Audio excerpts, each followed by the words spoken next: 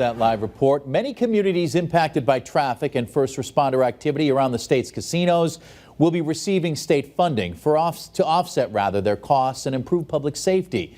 This after the Mass Gaming Commission considered applications today, including several here in Western Mass, related to MGM Springfield impacts. Western Mass News reporter Daniel Santiago joining us live tonight in studio to break it down. Daniel. Chris, the Gaming Commission did not only review the applications, but they also voted to approve or deny each one of them. Here in Western Mass, every community that applied will get at least some funding. MGM Springfield is approaching the 5-year mark since opening. The city of Springfield and surrounding communities keeping tabs on public safety impacts, asking the Massachusetts Gaming Commission for community mitigation funds to cover costs, something discussed at their virtual meeting on Thursday. Those that applied and were approved, at least in part, include Springfield, West Springfield, Hampton, Longmeadow, Ludlow, and Wilbraham. In its submission for funding, the city of Springfield cited a nearly 53% increase in calls from people asking for police assistance within 500 feet from the casino between 2021 and 2022.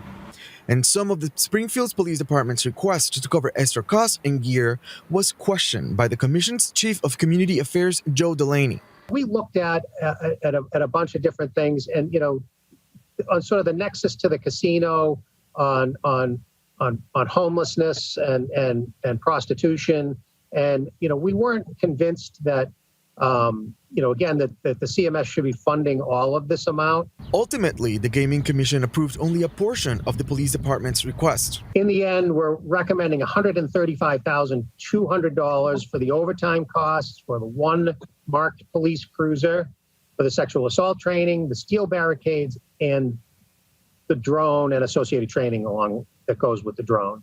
Meanwhile, the town of Ludlow is receiving only a small portion of funds requests for extra police efforts. One of the issues that we had with this application is that, the town did not really identify a direct impact of the casino for this.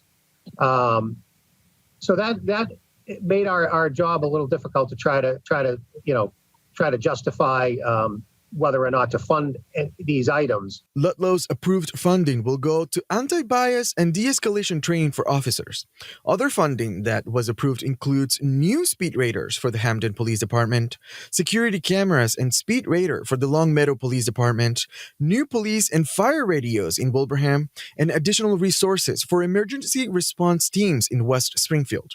We reached out to MGM Springfield for comment, and Beth Ward tells Western Mass News in a statement that reads in part, quote, MGM Springfield supports any return of its tax dollars to local communities for infrastructure and service enhancements.